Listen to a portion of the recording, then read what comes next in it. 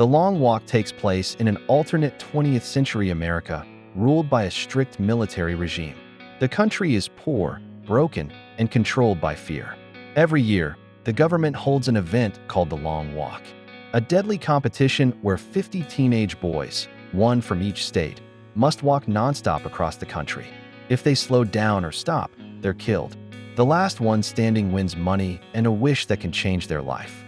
On the surface, it's meant to inspire hard work and national pride.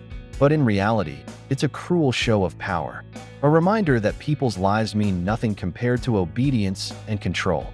Through the story of Raymond Garraty, the movie explores ideas about endurance, friendship, and what it really means to live when survival itself becomes meaningless. The movie begins with Ray being driven to the starting line by his mother. She begs him not to go, but he refuses. Like most of the boys, he doesn't have a real choice.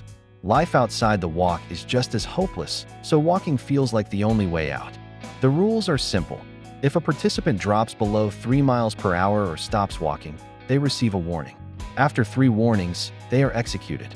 When the major, the official who runs the event, gives the order to start, the boys begin their journey. At first, they talk and laugh to distract themselves from how serious it all is. But once the first walker dies, the tone changes completely. Oh, it ain't fair! No, it ain't fair! It ain't fucking fair! The sound of that first gunshot sets the mood for the rest of the film. Over time, Ray becomes close friends with Pete McVries. Pete is thoughtful and calm, while Ray is more emotional and angry. Through their conversations, we learn that Ray's father was executed by the major, and he secretly wants to use his wish to get revenge. Pete, on the other hand, wants to use his wish to make the world a better place. Around them, the group begins to fall apart.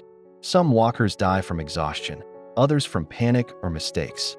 Barkovich, one of the most hated walkers, loses his mind and ends up killing himself.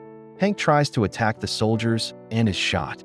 One by one, they die, leaving the survivors more numb and broken. Don't apologize, Art.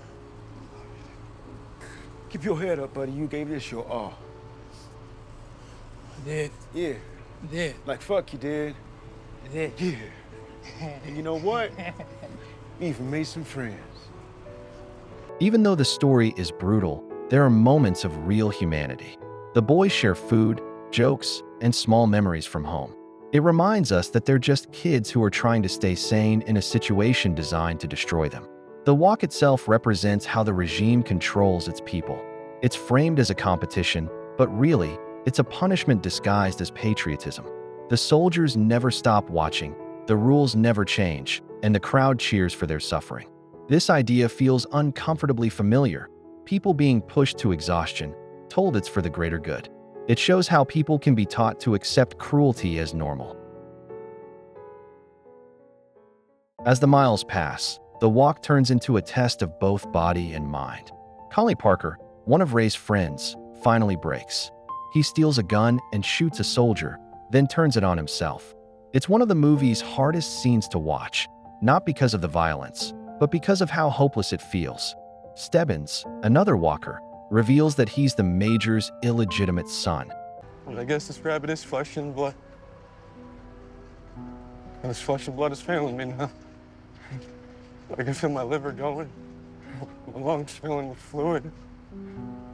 And I'd like to end this shit with my head held high. He joined the walk hoping his father would finally recognize him. When he dies, it hits both Ray and Pete deeply. By this point, they're the only two left walking. After 5 days and more than 300 miles, only Ray and Pete remain. Crowds line the streets cheering for them, completely ignoring what the walk really is, a death march. Pete is on the verge of collapse, but Ray keeps pushing him to keep going. And then, Ray decides to stop. It's not because he's weak. It's because he's exhausted, both from this walk and the world itself. The soldiers shoot him instantly, and the major steps forward to congratulate Pete as the winner. When Pete is asked what he wants for his wish, he asks for a rifle. Then he shoots the major dead. As tragic irony, the ending completely recontextualizes the story. Throughout the film, Pete represented compassion and morality. He's the voice of hope in a world built on cruelty. He believes love can break the cycle of violence. But by the end, after everything he's seen and everything he's lost, that belief collapses. When he kills the Major, it isn't about revenge or justice anymore. It's the final proof that violence always wins. The system didn't just destroy the other walkers, it broke him too. His final act shows that no matter how much you try to hold on to your humanity, the world around you can still twist you into the very thing you were fighting against. The Long Walk isn't about winning. It's about how people are used, controlled, and broken by systems that pretend to give them choice. Every boy who joined the walk did it because they thought it was their only way to make life better. But in the end, all it did was show how much they were willing to suffer for something that was never real. Pete's decision to keep walking at the end says a lot. It's not victory or freedom, it's habit. After all that pain, he doesn't know how to stop anymore. That's what makes the story so powerful and tragic. The film leaves us with a simple question.